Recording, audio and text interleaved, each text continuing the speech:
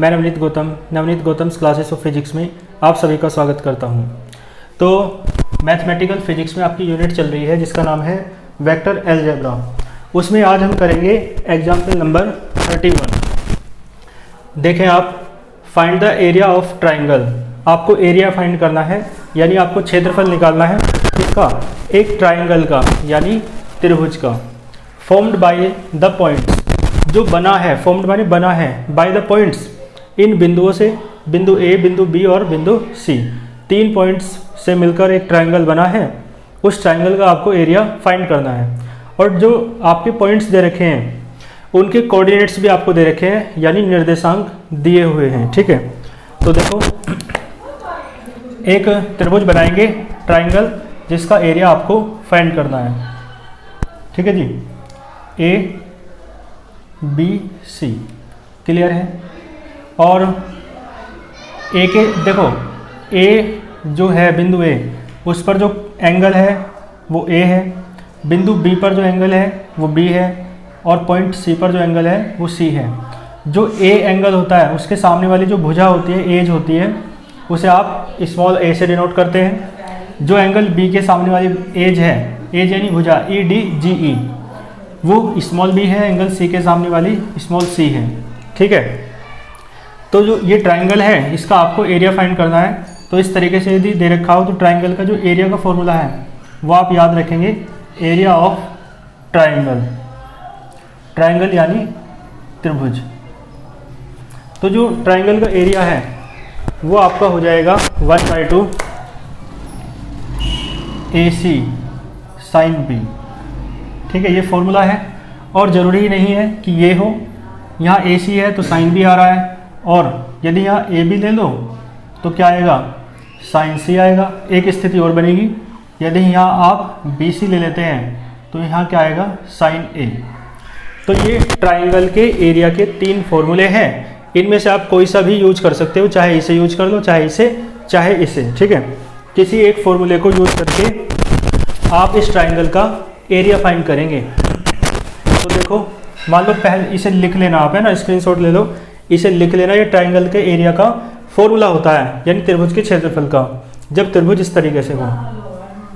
ठीक है, तो इस मान लो इससे निकाल रहे हैं, तो इससे करने के लिए आपको एक बात समझ आ रही है कि इस ट्राइंगल का एरिया निकालना है जिसका नाम है ABC। ट्राइंगल का नाम क्या है, ABC, ABC। तो आपको ए भुजा निकालनी पड़ेगी, ए भुजा यानी ये वाली जिसे आप BC कह रहे हैं, और आपको सी भुजा निकालनी पड़ेगी जिसे आप BA कह रहे हैं। ठीक है, और ये एंगल चाहिए, एंगल B। तो इन एंगल्स का कोई काम आपको नहीं है, कोण B चाहिए केवल। ठीक है, तो ये तीनों चीज़ आपको निकालनी पड़ेगी, A की वैल्यू, C की वैल्यू और साइन B की वैल्यू, तभी आप इस ट्राइंगल का एरिया फाइंड कर सकते हैं। तो इसे समीकरण 1 इक्वेशन फर्स्ट डाल दो, और अब क्या करो, आप पहले A की वैल्यू निकालो, फिर C की, और फिर साइन B की। तो A की वैल्यू निकालने के लिए आपको BC की वैल्यू निकालनी पड़ेगी। ठीक है, और इन बिंदुओं के निर्देशांक दे रखे हैं, कोऑर्डिनेट्स। A का है 1, 2, 3। B के जो कोऑर्डिनेट्स हैं -2, 1, -4, और जो C के कोऑर्डिनेट्स हैं वो है 3, 4, -2।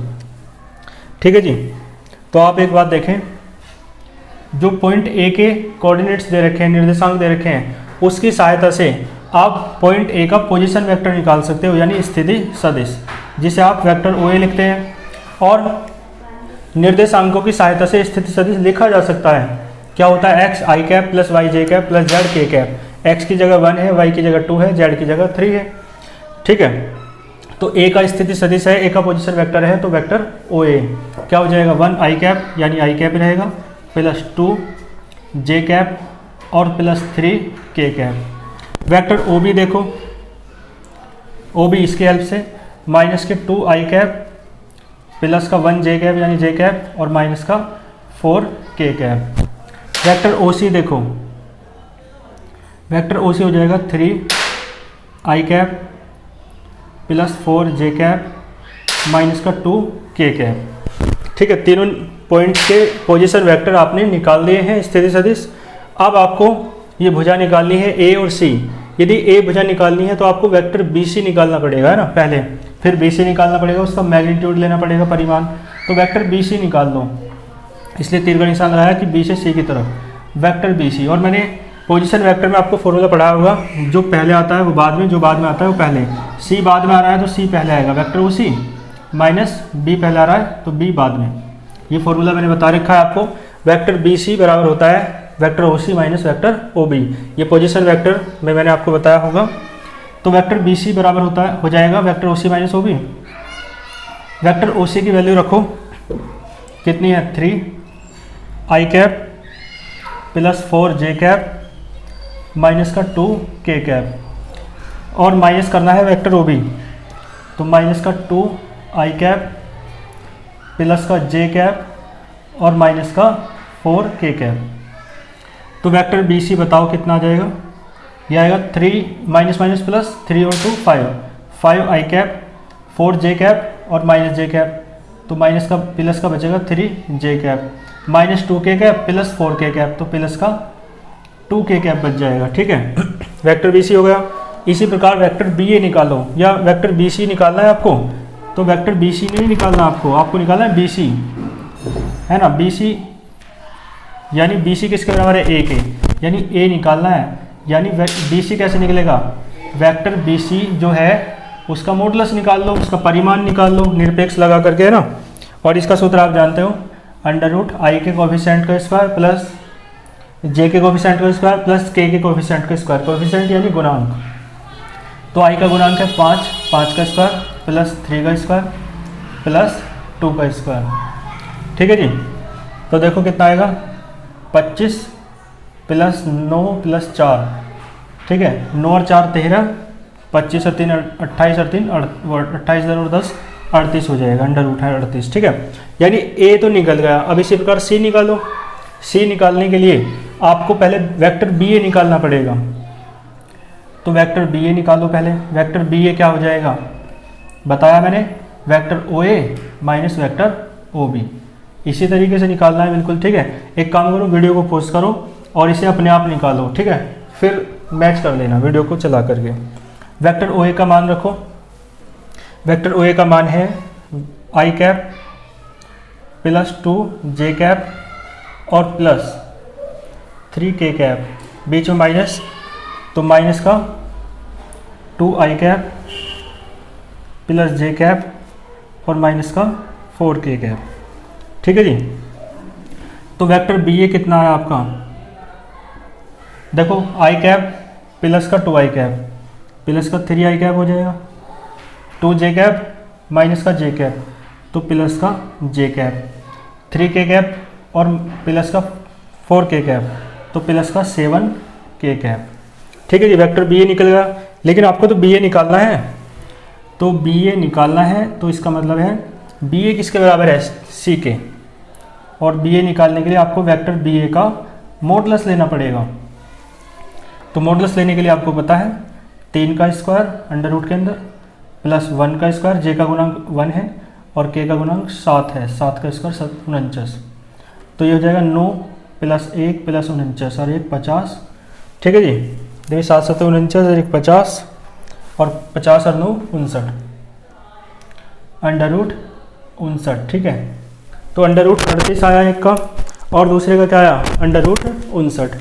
ठीक है, यहाँ तक मैच कर लेते हैं। हाँ बिल्कुल सही आ रहा है। ठीक है, ए और सी की वैल्यू ठीक आई। अब साइन बी निकाल दो। देखो साइन बी निकालना है, तो साइन बी का तो डायरेक्ट फॉर्मूला नहीं है, लेकिन आपको एक फॉर्मूला पता है, यदि डॉट प्रोडक्ट करते हैं तो कोस थीटा आता है। ठीक है, थीटा यानी एंगल, और यहाँ एंगल कितना है, कोस बी, मतलब बी है एंगल यहाँ पे, है ना। तो आप वेक्टर बी सी और वेक्टर बी ए की डॉट प्रोडक्ट करोगे तो फॉर्मूला बताओ क्या हो जाएगा। वेक्टर बी सी की डॉट प्रोडक्ट करनी है किसके साथ, वेक्टर बी ए के साथ। और क्यों करनी है अभी पता चलेगा कारण। यानी vector A dot vector B क्या होता है, A B cos theta. A यानी इसका परिमाण, वेक्टर बी सी का परिमाण मॉडुलस, और यहाँ वेक्टर बी ए का मॉडुलस, और इनटू में कॉस थीटा। थीटा यानी दोनों के बीच का एंगल कितना है, बी। आपको कोस बी निकालना था, इसलिए ये डॉट प्रोडक्ट को आपने यूज़ किया। तो यहाँ से बताओ कोस बी कितना आ जाएगा, vector B C dot vector B A upon modulus of vector B C और इंटू में modulus of vector B A. ठीक है जी, कोस बी कितना आ जाएगा, वेक्टर बी सी देखें आप कितना है, ये रखो value 5 I cap plus 3 J cap plus 2 K cap dot vector B A 3 I cap plus J cap और प्लस 7 के कैप। अपॉन में देखो दोनों का मॉडुलस लेना है, तो इसका मॉडुलस 5 का स्क्वायर डायरेक्ट कर दूँ, डायरेक्ट करना सीखो। 5 का स्क्वायर प्लस 3 का स्क्वायर प्लस 2 का स्क्वायर अंडर रूट में 3 का स्क्वायर प्लस 1 का स्क्वायर प्लस 7 का स्क्वायर। ठीक है जी, और डायरेक्ट भी मत करो, इनकी तो वैल्यू निकाल रखी है आपने, जिन्हें निकाल रखी था कोस बी क्या आ जाएगा। ठीक है, इनकी वैल्यू है तो modulus of vector B C under root 38 है, modulus of vector B A under root 59 है। तो डायरेक्ट कर लो या फिर ऐसे कर दो। तो देखो 15 हो जाएगा, आई डॉट आई 1 हो जाएगा और ये 3 हो जाएगा प्लस में जे डॉट जे 1 और 7 दूनी 14 14 के डॉट के 1 अंडर रूट ये कितना है 38 और ये अंडर रूट 59। तो देखो कोस बी आपका कितना आया भाई 29 और 3 32 और इसकी गुना कर दो 38 की और 59 की। ठीक है, कहाँ को करें, यहीं कर लो 38 की और 59 की। 8 9 72 7 हासिल और 9 3 27 और 7 34 5 8 40 के 0 हासिल 4 5 3 15 4 19 2 4 2242 आ रहा है। ठीक है, तो अंडर रूट के अंदर आएगा 2242। ठीक है जी, आपको कोस बी नहीं चाहिए, ट्राइंगल का एरिया निकालने के लिए आपको साइन बी चाहिए और आपको पता होना चाहिए, फॉर्मूला पता है ना आपको, sine square theta plus cos square theta क्या होता है 1 होता है। तो यहाँ से देखो साइन स्क्वायर थीटा आएगा 1 माइनस कोस स्क्वायर थीटा और साइन थीटा आएगा under root 1 minus cos square theta और थीटा की जगह यहाँ बी है, तो साइन बी क्या हो जाएगा under root 1 minus cos square B. ठीक है, 1 माइनस कोस स्क्वायर बी। आप क्या करो, वैल्यू रख दो कोस बी के ऊपर से, under root 1 minus cos square B, तो 32 का स्क्वायर भाई 2 दूनी 4 2 3 6 दूनी 12 का 2 का हासिल 1 3 3 9 10 1024 और ये कितना आएगा 2242। भाई इसका स्क्वायर करा तो 1024 आया, 32 का स्क्वायर करके इसका स्क्वायर करा तो वर्गमूल हट गया स्क्वायर रूट, इसे घटा लो 2242 ऊपर जाएगा तो 2242 में से 1024 घटा लो 1024। ठीक है जी, देखो 12 में से 4 गए 8 3 में से 2 गया 1 और ये बचा 1218। ठीक है, 2 में से 0 गए 2 और 2 में से गए 1, तो ये बचेगा अंडर रूट के अंदर 1218 और बटे में 2242। ठीक है जी, तो साइन बी की वैल्यू आ गई। अब आपको क्या करना है, ये जो सारी वैल्यूज़ आई हैं ना, इन सारी वैल्यूज़ को आपको पुट कर देना है इक्वेशन फर्स्ट में। रखो आप वीडियो को पोस्ट करके, है ना, बाकी मैं तो करता ही हूँ। ठीक है, इन सारी वैल्यूज़ को रखना है, तो मैं एक काम करता हूँ इधर से रफ कर देता हूँ। ठीक है, आप स्क्रीनशॉट ले लेना, या तो स्क्रीनशॉट ले लिया करो या रफली नोट्स बना लिया करो, बाद में फेर कर लिया करो, या फिर जैसे भी आपको सही लगे।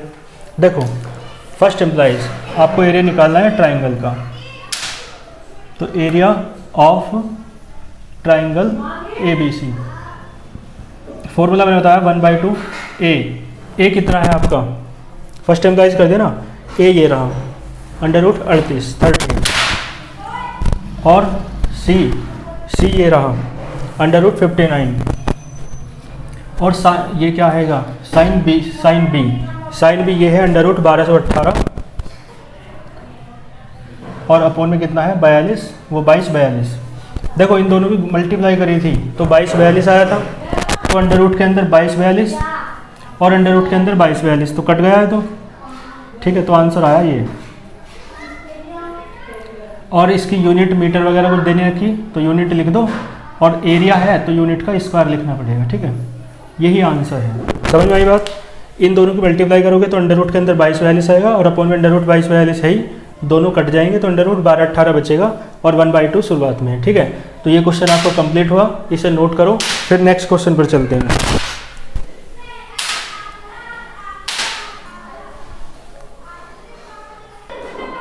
ठीक है, आइए नेक्स्ट एग्जाम्पल को करने से पहले एक छोटा सा टॉपिक आपको समझना पड़ेगा। हेडिंग डालो एप्लीकेशंस। देखो एप्लीकेशंस होता है अनुप्रयोग। एप्लीकेशंस पढ़ेंगे हम स्केलर प्रोडक्ट के, यानी जो अदिश गुणनफल है उसके अनुप्रयोग पढ़ेंगे कि मैकेनिक्स में इसका कहाँ यूज होता है, कैसे यूज होता है और इसका लाभ क्या है। ठीक है, तो हेडिंग हो जाएगी एप्लीकेशंस। तो एप्लीकेशंस का अर्थ मैंने बताया आपको, अनुप्रयोग कहते हैं। एप्लीकेशंस किसके आप पढ़ रहे हैं, अभी तक आप पढ़ रहे हैं स्केलर प्रोडक्ट, अदिश गुणनफल, जिसे आप डॉट प्रोडक्ट भी कहते हैं। तो applications of scalar product, applications of scalar product. ठीक है जी, एप्लीकेशंस ऑफ स्केलर प्रोडक्ट। और कहाँ? मैकेनिक्स में। मैकेनिक्स जो बुक होती है जिसमें आप मोशन की स्टडी करते हैं ना, मैकेनिक्स में, मैकेनिक्स जो फिजिक्स की ऐसी ब्रांच है जिसमें आप स्टडी करते हैं about the motion of any body, किसी बॉडी की मोशन के बारे में स्टडी करते हैं, गति के बारे में। तो देखो इसका एप्लीकेशन जो है ना, डॉट प्रोडक्ट का यूज कहाँ पड़ता है? वर्क में पड़ता है। देखो कैसे, जैसे ये पॉइंट ए है और ये पॉइंट बी है, कोई बॉडी यहाँ पर रखे पॉइंट ए पर और उसे आप फोर्स लगाकर इस डायरेक्शन में आपने फोर्स लगा दिया है, फोर्स लगा करके आपने इसे डिस्प्लेस कर दिया और ए से कहाँ ले आए? बी पर ले आए। ठीक है, तो वेक्टर एफ जो है वो फोर्स है और जो डिस्प्लेसमेंट है वैसे तो वेक्टर एस से डिनोट कर सकते हो, लेकिन इस बुक में वेक्टर डी से कर रखा है और हम इस बुक को ही फॉलो कर रहे हैं, तो वेक्टर डी से ही कर लो। तो ये यहाँ से ए और बी, ए से लेकर बी तक का जो डिस्प्लेसमेंट है, जैसे आप विस्थापन कहते हैं, वो डी है, वेक्टर डी, और फोर्स यानी बल कितना है? Vector F. ठीक है, तो आप वर्क का फॉर्मूला जानते हो, तो देन है ना, वर्क डन, मैंने किया गया कार्य, वर्क डन। ठीक है, टू मूव एनी पार्टिकल, किसी कण को चलाने में, the work done to move any particle यानी कण, और कहाँ से कहाँ तक? From one point to another, एक बिंदु से दूसरे बिंदु तक, वन पॉइंट टू अनदर। देखो एक बिंदु से दूसरे बिंदु तक किसी पिंड को या किसी कण को लाने में किया गया कार्य आप जानते होंगे, ये तो आपने 11th में पढ़ा था। वेक्टर प्रोडक्ट मतलब स्केलर प्रोडक्ट की हेल्प से हो जाता है, डॉट प्रोडक्ट की हेल्प से। तो W बराबर होता है vector F dot vector S, लेकिन यहाँ वेक्टर D कह रहे हैं डिस्प्लेसमेंट को, विस्थापन को, तो आपका फॉर्मूला ये हो जाएगा। ठीक है जी, और डॉट प्रोडक्ट का आप फॉर्मूला जानते हो, A डॉट भी होता है AB cos थीटा, तो W बराबर आपका फॉर्मूला ये भी हो जाएगा वेक्टर F का मॉडुलस, वेक्टर D का मॉडुलस, और यहाँ क्या आएगा? cos theta. ठीक है जी, आप इसे सिंपली ऐसे भी लिख सकते हो, W बराबर FD cos थीटा, और यहाँ पर आप बता सकते हैं थीटा किस किस के बीच का एंगल है? थीटा बराबर है angle between vector F and vector small d, इन दोनों के बीच का एंगल कितना है? थीटा है। ठीक है, देखो कैसे, जैसे दूसरे डायग्राम में मैं दिखा दूं आपको, मान लो पॉइंट ए से ये पार्टिकल कहाँ जा रहा है? पॉइंट बी पर, डिस्प्लेसमेंट कितना है? वेक्टर डी, और फोर्स की डायरेक्शन मान लो इस तरफ है वेक्टर एफ, तो वेक्टर एफ और वेक्टर डी दोनों के बीच एंगल कितना है? थीटा है। ठीक है जी, तो ये स्थिति है जब ये वाला फॉर्मूला हो, ये दोनों, और ये स्थिति कब है? जब डायरेक्शन सेम हो। ठीक है, तो बात आपको समझ में आई होगी, डायरेक्शन इसमें सेम है, तो डायरेक्शन सेम होती है तो थीटा 0 हो जाता है, कोस 0 होता है 1। ठीक है, क्या होता है? कोस 0 1 होता है, तो डायरेक्ट हो जाएगी प्रोडक्ट। ठीक है, इस स्थिति में। ठीक है, लेकिन जब एंगल की बात हो तो यहाँ क्या हो जाता है? थीटा आता है। ठीक है, तो मुझे नहीं लगता इसमें और कुछ फिर समझने की बात है। वर्क डन का फॉर्मूला आपको यूज करना है, इसके आधार पे क्वेश्चन भी है, एग्जाम्पल भी है, फिर मैं वो कराता हूँ। बाकी आप इतना याद रखें, जो वर्क की यूनिट है वो क्या होती है, जूल होती है, ठीक है, जिसे आप कैपिटल जे से लिखते हैं। और इसकी डायमेंशन क्या होती है, हालांकि मैकेनिक्स नहीं चल रही, इसकी ज़रूरत नहीं है, यहाँ केवल फॉर्मूले को पढ़ना है, डॉट प्रोडक्ट को पढ़ना है, लेकिन फिर भी बता रहा हूँ, m² (t⁻²), ठीक है। डायमेंशन है विमा, और ये यूनिट है, यानी जिसे आप कहते हैं मात्रक कहते हैं, ठीक है। चलो यहाँ तक नोट करो, फिर इसके एग्जाम्पल पे चलते हैं। आइए इसके बाद चलते हैं एग्जाम्पल नंबर 32 पर, ठीक है। इसे करते हैं एग्जाम्पल नंबर 32। देखो जो मैंने अभी आपको पढ़ाया उसी के बेस पर है, यानी आप इसमें फॉर्मूला लगाएंगे F = FD cos थीटा, ठीक है। FD cos थीटा एंगल हो या नहीं हो तो आप फॉर्मूला लगाते हैं W = F डॉट D। और आपको पता है वर्क डन जो है, एक बात और लिख लेना वहाँ पे, work done is a scalar quantity. Work done कैसी क्वांटिटी है, कार्य है, अदिश राशि होता है, ठीक है। तो इन अदिश राशि है तो डॉट प्रोडक्ट होती है, और यदि ये सदिश राशि होती तो क्रॉस प्रोडक्ट होता, जैसे टो इज इक्वल्स होता है vector R cross vector F, जैसा कि आप मैकेनिक्स में पढ़ चुके हैं, ठीक है। आओ इसे करते हैं, ठीक है। देखो फाइंड द वर्क डन, आपको वर्क डन फाइंड करना है, वर्क डन यानी W, और बाय ए फोर्स दे रखा है आपको, वेक्टर F दे रखा है कितना, i + 3j और माइनस का k। In moving A particle, ठीक है, इन मूविंग ए पार्टिकल यानी कण को चलाने में, कहाँ से कहाँ तक, फ्रॉम द पॉइंट ए से, ठीक है, to the point B, point A से पॉइंट B तक, और साथ में कहा point A with the position vector, यानी पॉइंट ए का पोजीशन वेक्टर स्थिति सदिश दे रखा है ये, और पॉइंट B का जो पोजीशन वेक्टर है स्थिति सदिश है वो ये दे रखा है, W दे रखा है, और पोजीशन वेक्टर दे रखा है पॉइंट A का, पोजीशन वेक्टर दे रखा है पॉइंट B का।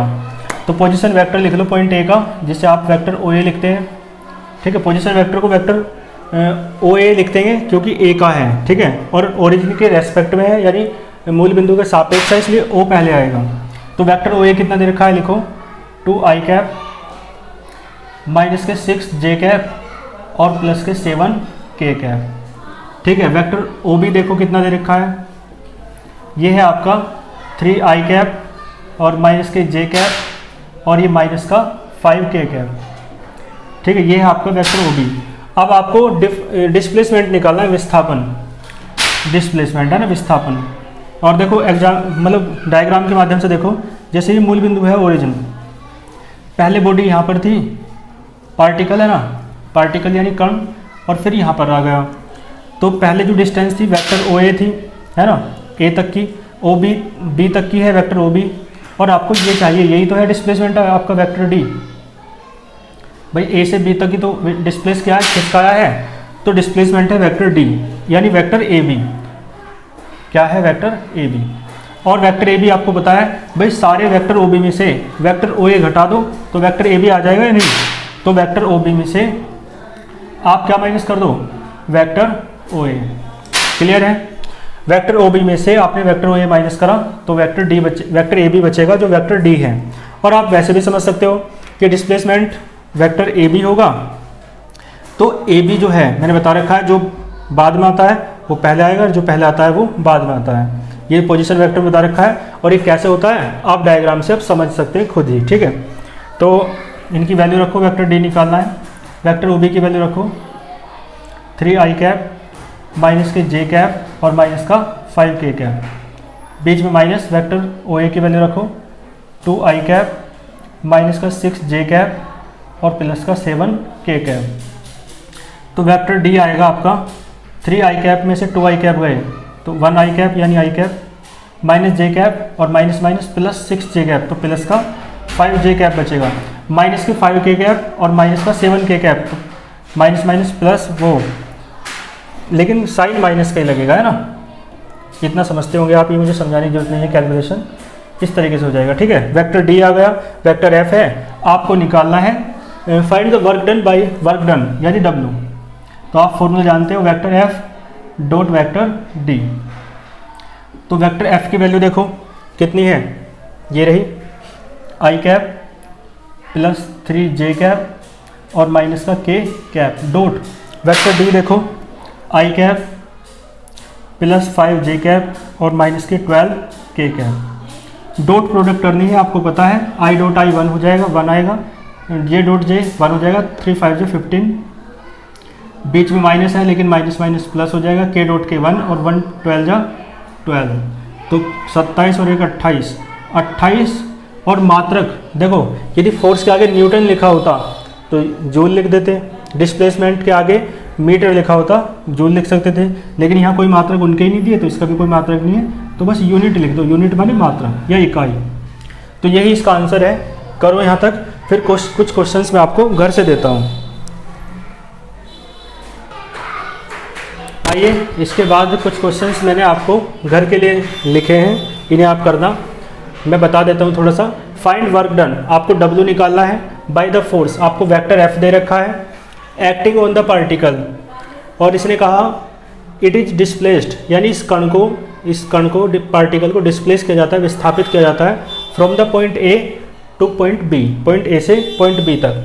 तो पॉइंट A के कोऑर्डिनेट्स दे रखे हैं, निर्देशांक, यानी इसका मतलब ये हुआ पॉइंट A के कोऑर्डिनेट्स दे रखा है, तो इसका मतलब है उसकी सहायता से आप पोजीशन वेक्टर लिख सकते हो पॉइंट A का। तो क्या आ जाएगा 3i cap plus 3j cap और प्लस 3k कैप, ठीक है। इसी प्रकार पॉइंट B की हेल्प से आप पॉइंट B का वो लिख सकते हो पोजीशन वेक्टर, स्थिति सदिश। क्या आ जाएगा vector OB 4i cap plus 4j cap और प्लस 4k कैप, ठीक है। अब तो आपके लिए क्वेश्चन बिल्कुल ऐसा ही हो गया जैसे मैंने कराया है। वेक्टर OA दे रखा है, वेक्टर OB दे रखा है, आप वेक्टर AB निकाल सकते हैं, ठीक है। तो वहाँ से वेक्टर AB निकाल देना, वही वेक्टर D होगा। वेक्टर D और वेक्टर F डॉट प्रोडक्ट करोगे तो आंसर आएगा 3 यूनिट्स, ठीक है। इसे आप खुद करना। बाकी PDF है ना, बुक दे रखी है मैंने आपको, तो उसमें उसका सॉल्यूशन भी है, बाकी आप वहाँ से देख सकते हैं, ठीक है।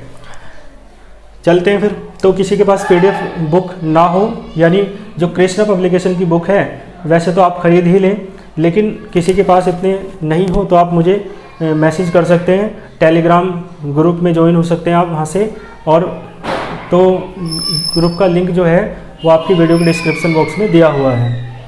आओ देखें। तो एग्जाम्पल नंबर 36 फिर आपको खुद करना है।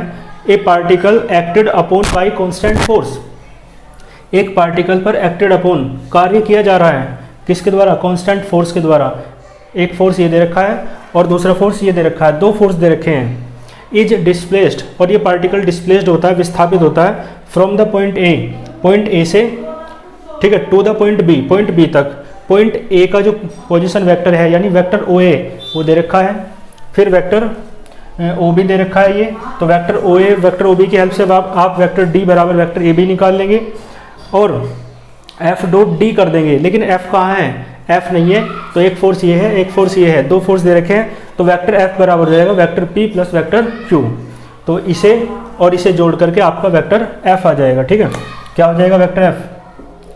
Vector P plus vector Q, दोनों को जोड़ दोगे तो वेक्टर एफ निकल जाएगा। वेक्टर डी में आपको आता ही है निकालना, फिर आप टोटल वर्क डन निकाल देना, तो इसका आंसर आएगा 9 यूनिट्स, ठीक है, यानी 9 यूनिट, ठीक है, यानी मात्रक, ठीक है।